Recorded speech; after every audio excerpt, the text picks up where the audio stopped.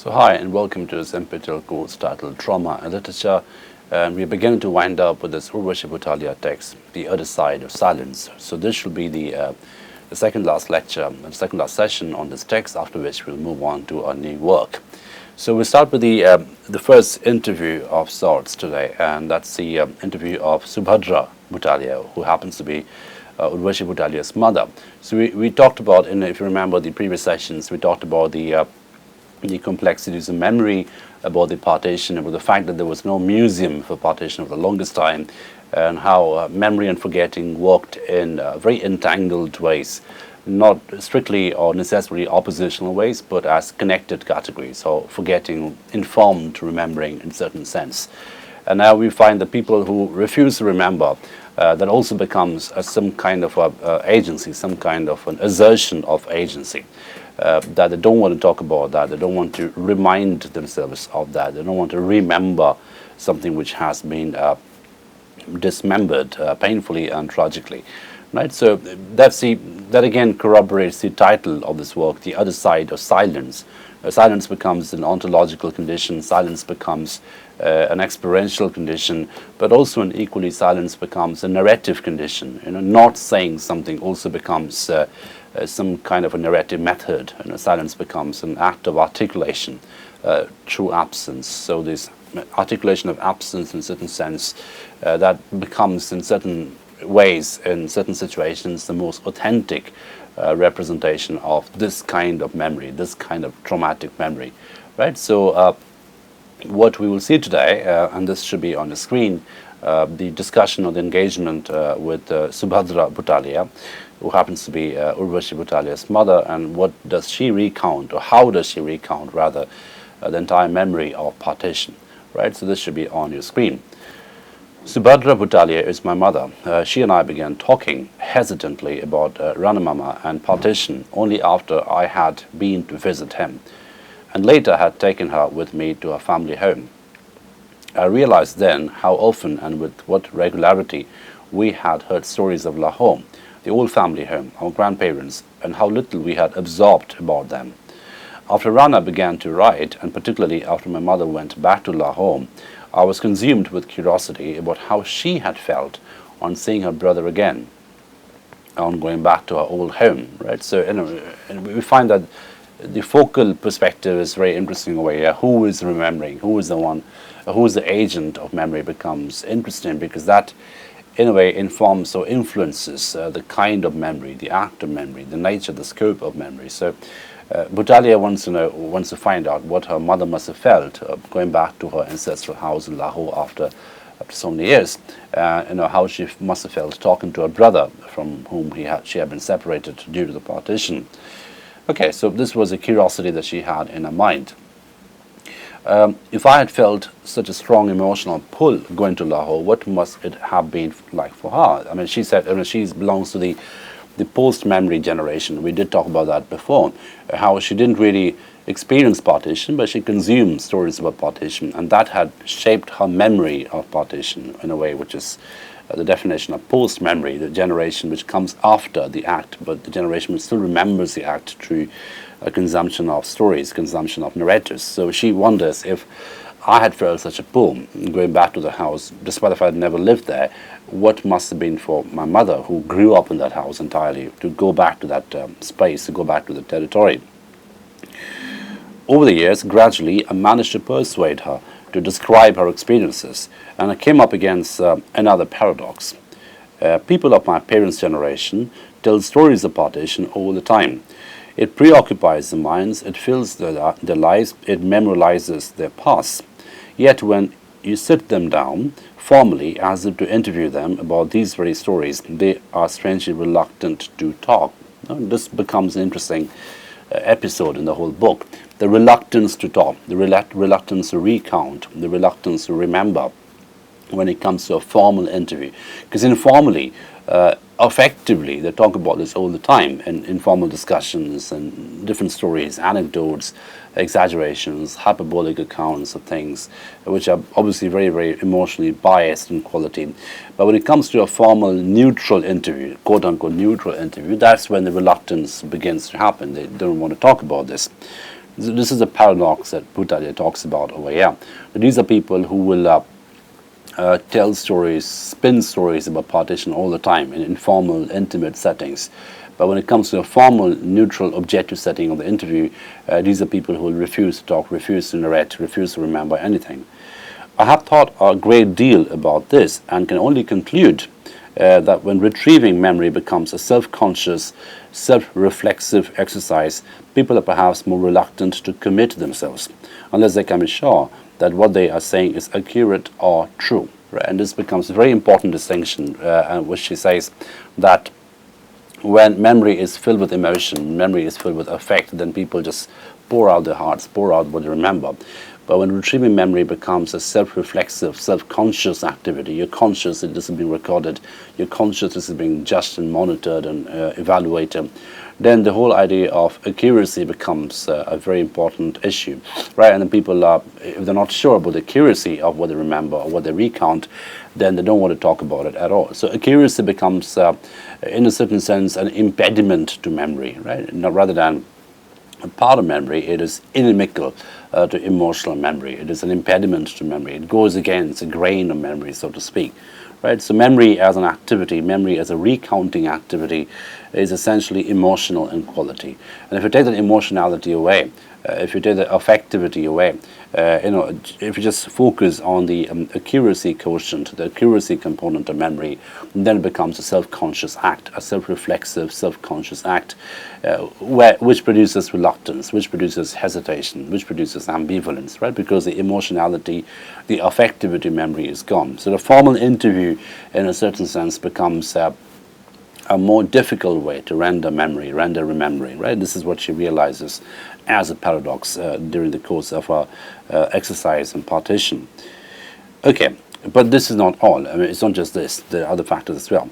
I think with my mother, the wounds were so deep that it was doubly difficult to speak of them, the more so to me, right? So, the trauma of memory, the brutality of this, the wounds, the injury, the mental injury was so deep that she was still grieving, and it was very difficult for her to talk about this, not least to her own daughter, right, who is just a complete legacy of that partition, who embodies the legacy of partition to a great extent.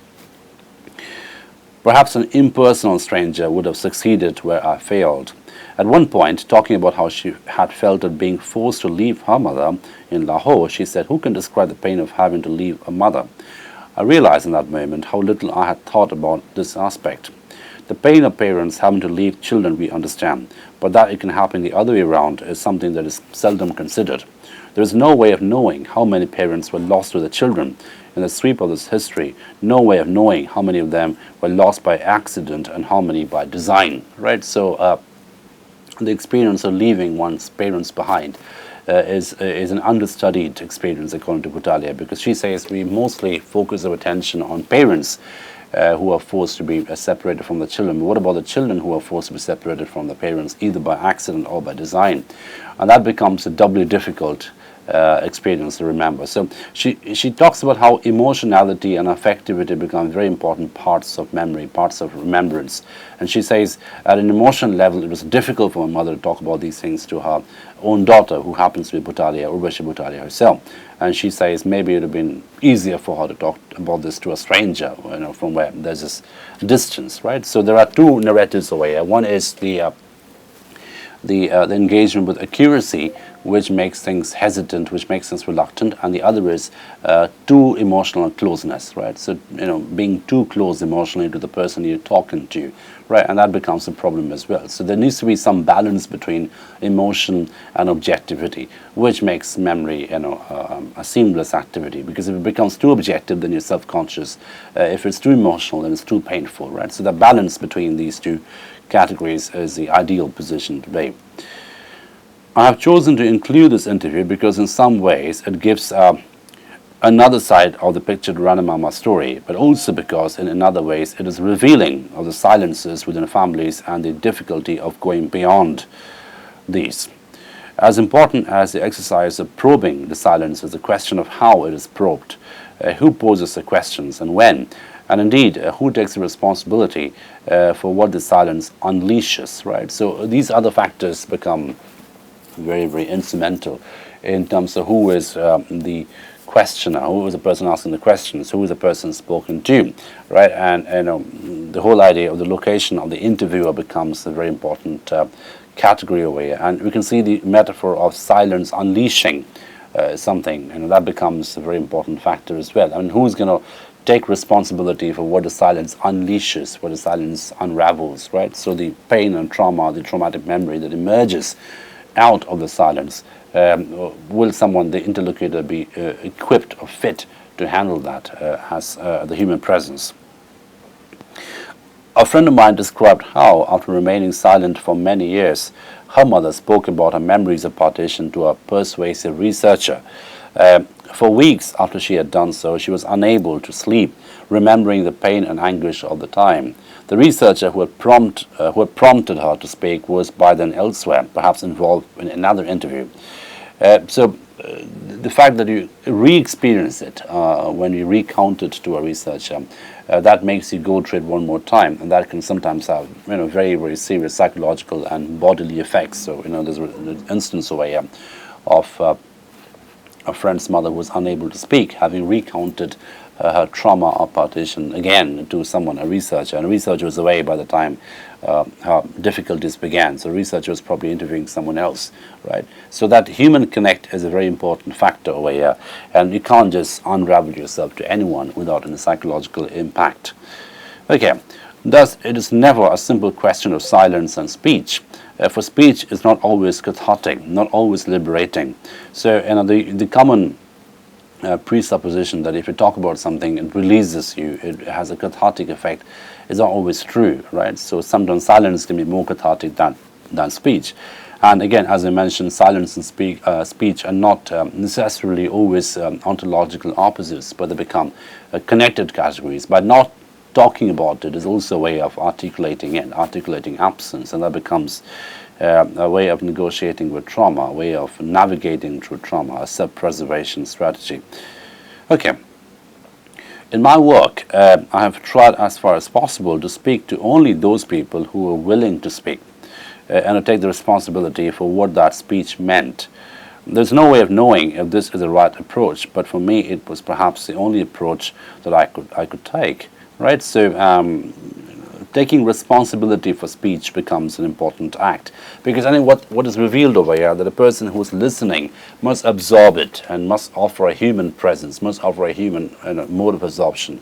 But if it just becomes a neutral, perfectly mechanic, presence, just takes the story and goes away to someone, then the story doesn't really leave the teller. The story stays with the teller, and it becomes compounded with the trauma, right? So the person who is listening to the story must be able to absorb it in a way that it takes the trauma away from the teller of the story, and that is something which Butalia talks about, that you should take responsibility after listening to the story, the speech of trauma, because and if you don't do that, then talking about it is not necessarily cathartic. Talking about it is not necessarily a liberating thing, because it still stays with you, because the listener, the interlocutor, the researcher who prompted you to speak just disappears. It doesn't offer this human absorption of the trauma, the traumatic memory.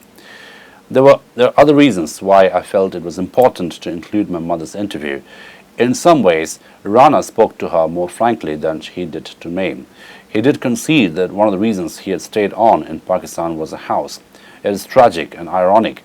The same house which for Rana represented a sort of freedom and opening up opportunity at Partition became a millstone around his neck later. If he was to be believed, he, Rana, the person, was of little consequence for his sons. It was a house that counted. As I said to my mother, I am like a stranger, a man haunted in my own house by my own children, right? So the whole idea of being haunted becomes important.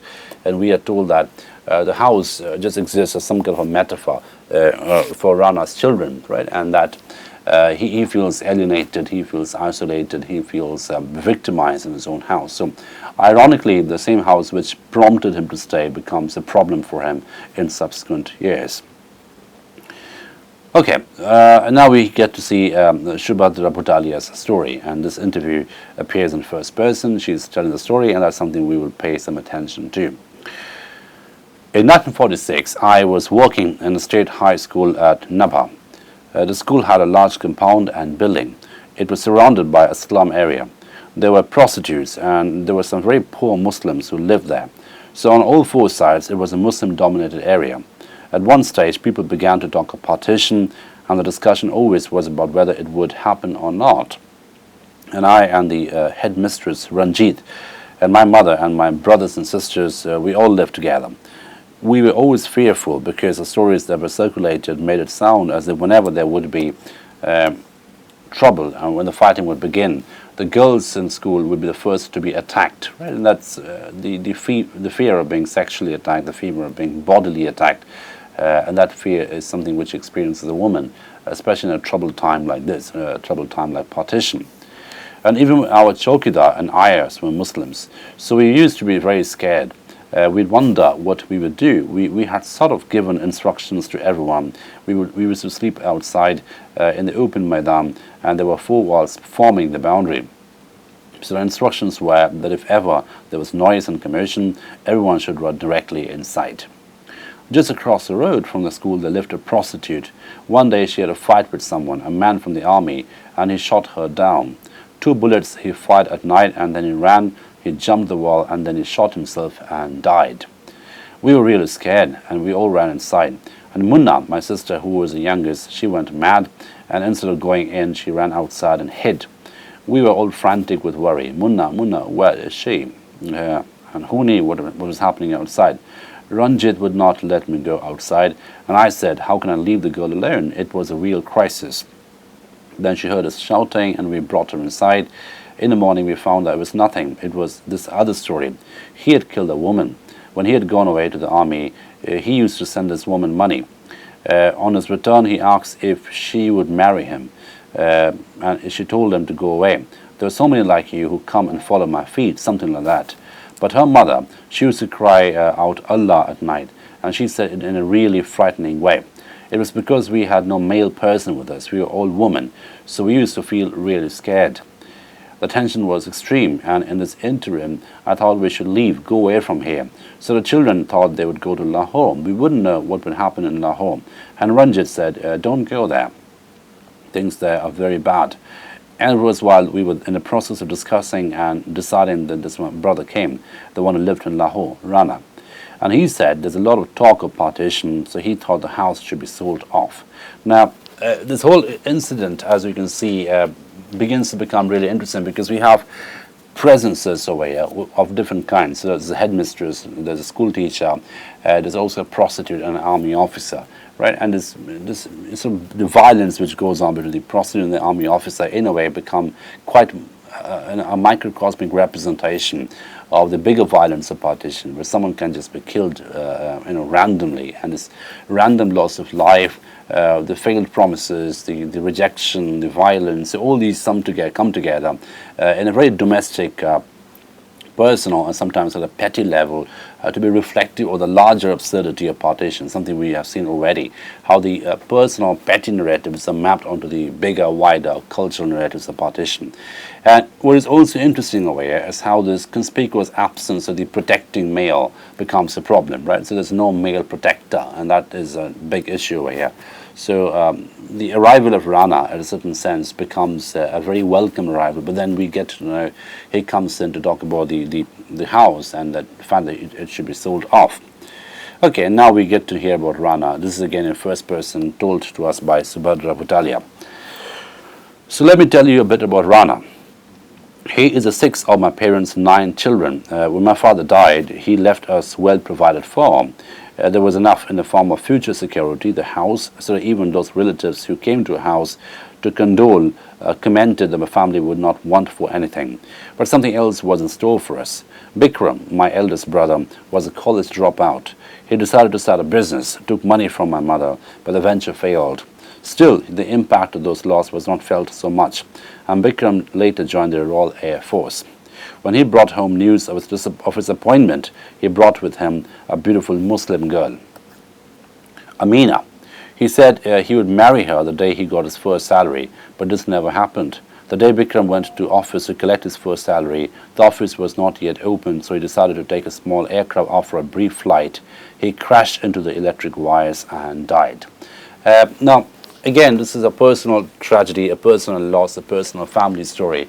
But the sense of loss, sense of death, or the abruptness and randomness of death, these become very symbolic acts in the context of partition. So we have a story of Bikram, who married a Muslim girl called Amina, and then he said, he would marry her. I mean, he didn't really marry her, but he said he brought home the girl, and he said he would marry her the day when his first salary was received. But that never happened because he died of a plane crash, and that's almost like a domestic death. So he went out for a small trip, and then the plane just crashed on a small electric wire, and he died. For some reason, Rana's life was the most affected by Bikram's death. One of our uncles, the judge of the Lahore High Court, decreed that Rana should be sent to the village. So at the age 12 or 13, he was pulled out of school and sent off to Parakpur. He hated it. He wrote a letter home one day saying, "Here I have to wash my own bed sheets. I don't want to stay here. If you don't call me back, I will run away."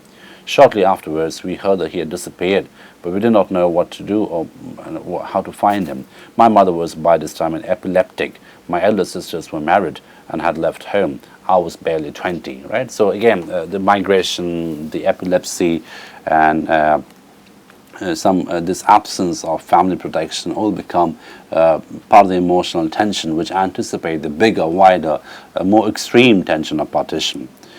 I don't remember how we discovered that Rana was with my aunt, my mother's sister. We tried to get him back, but he ran away again. He could not be traced for 2 years, and we began to think we had lost another brother. I felt the loss more than anyone else. And then one morning, my elder sister walked in with Rana. She had found him waiting tables at a railway restaurant. The prodigal son had come home. He had become a stranger to the family, but he had also learned the art of survival. Right? So we find Rana being picked up from a railway restaurant, and he was working as a waiter, and then he comes back home, and this prodigal son narrative becomes easily mapped onto this particular story. Later, when all of us moved to Nabha, Rana stayed on in Lahore. I took up a job in Nabha and kept my mother and my younger brother and sister with me. Rana stayed in a family home. How he maintained himself, no one knows. Often he would ask me for small loans. When the clouds of partition began to weigh upon us, I started worrying about the house in Lahore. This was our only security. I thought if someone grabbed the house in the confusion of partition, we'd all be left with nothing. One day, I read an advertisement in the papers about a house in Saharanpur. The owner, a Muslim, wanted to migrate to Pakistan and offered to exchange his house for a similar house in Lahore. It sounded ideal. I began negotiations with him and wrote to my uncle about this. There was no reply from my uncle, but a few days later, Rana came to visit us. He was pleased that I had tried to arrange this exchange of property and said he wanted to take mother with him to sort out some details on this. I agreed. I was happy that my efforts had succeeded. When she did not come back after many days, I began to worry. She was not well, so I went to Lahore to see her and find out. There I learned that my uncle had warned Rana against me, saying that I would grab the property. Rana had actually brought my mother back so that he could hold on to the Lahore house. When I asked him about this, he said, I'm an uneducated man. What will I do in India? How long will you support me? Soon you'll get married, and then your family will be a priority. Here at least this house will give me shelter. Right? So we can see how this house becomes some kind of a shifting signifier, which takes up different associations: protection, security, deception, family ties, family disruption. So different kinds of significations are created around the house, are generated around the house. So it just becomes more than just a space. It becomes some kind of a symbolic architecture which has different kinds of affective associations and affective investments. I tried to argue with him. How would he continue to live here if Pakistan became a reality? Rana was quite clear. He said religion is not more important than survival.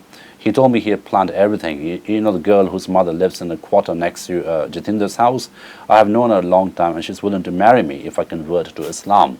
And we've seen how marriages and conversions become convenient identity formations and reformations, which are done in a very ad hoc basis following partition. So when Rana tries to get into marriage of convenience, where there's a Muslim girl who can marry him if he becomes a Muslim, if he converts to Islam. What about mother? I asked him. He told me she was his mother too. He said he would become a Muslim. He'd marry the girl Fauza and then keep mother with him. Who can describe the pain who can describe the pain of having to leave one's mother? I pleaded with Rana to let me take my mother and my younger brother. I felt I could not trust him anymore. I thought in his lust for property he might even kill my mother or my brother. There was so much tension. I was frightened. I did not want to stay in the house all night. But finally I had to leave. I left my poor ailing mother behind, and I've never forgiven him for this cruelty. As I was leaving, I wept. He looked at me and said, "You are unhappy because I'm converted to Islam." I just held his hand and cried. I told him to look after my mother. I told him it was immaterial to me whether he was a Hindu or a Muslim. After all, our father was a very secular and forward-looking man. But the woman he was snatching away from me, she was ill and frail and needed care. I came away with a heavy heart. I hoped that one of my sisters would be able to persuade him to let mother go, but that did not happen. How she lived, whether she was looked after, or whether she fed properly or starved, I never came to know of this. In my heart, I yearned for her. After my father had died, my mother had lived with me. She was a staunch Hindu. She would pray for every evening. I wonder what her daily routine was like now. Right. So, as we can see, this shift of religious marker also comes with an existential shift, because the rituals change, the names change, the entire identity at a social level changes, but that also begins to affect your existential behavior, right? Because your prayers, your routines, your rituals begin to change, and that in a way reshapes you as a human subject, right? And that conversion becomes a very symbolic conversion to some kind of a new citizenship, a new kind of existential identity in the story, which is something which we see right away. Rana became Abdullah, and Fawzia became his wife.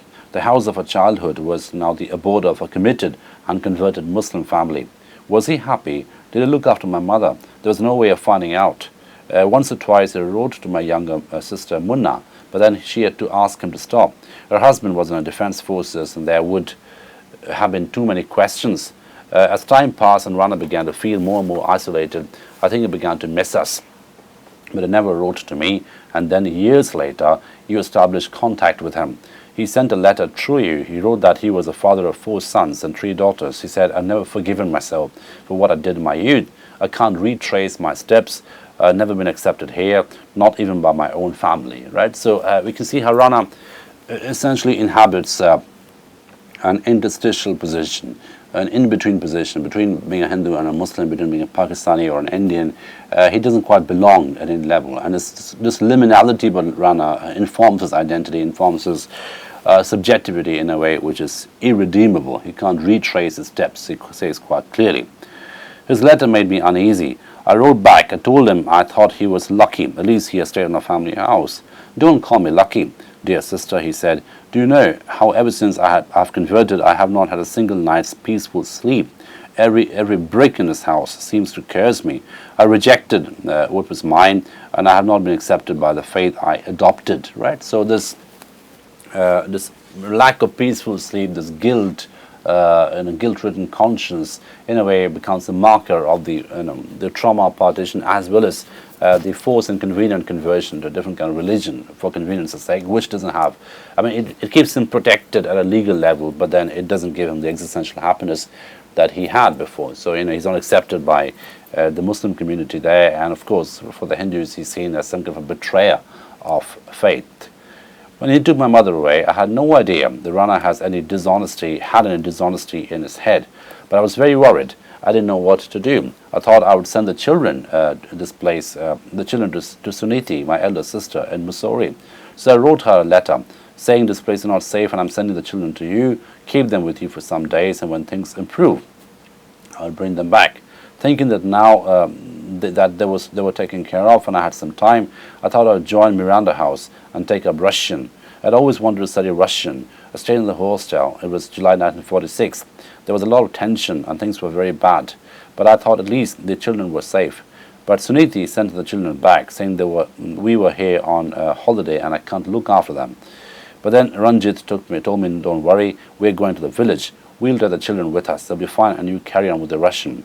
So because Ranjit was a very good friend, I continued with the Russian. So we find that this learning Russian becomes a symbolic aspirational activity for this woman who wants to have an identity of her own beyond the Hindu-Muslim binary, beyond the India-Pakistan binary. And this choice of Russian language becomes quite symbolic in that sense. It's an appropriation of another world order, which is very far away from the world orders which dominate and cause a trauma and suffering to so many people. So I'll stop at this point today, but we find that, this entire narrative becomes a very complex depiction of female agency and agency-lessness, and that how little rituals of remembrance or through different activities they become aspirational in quality in terms of how you can transcend the trauma of memory and make memory of your own, re-encode information. And this learning of a new language becomes quite symbolic, because quite literally it is a re-encoding of information. You're learning a new set of codes through which you can orient and reorient yourself and carve out a subjective identity of your own, or establish a new form of subject that you hitherto had not experienced. So this becomes the effort, this becomes the aspiration, this becomes part of the negotiation to deal with the brokenness of trauma, right? Learning a new language, learning a new set of codes, learning a new narrative, which can hopefully be used to map onto the present circumstances, the present existential conditions. So we stop at this point today. We'll wind up this essay in this next session, and the session after the lecture after this, and then move on to a new text. Thank you for your attention.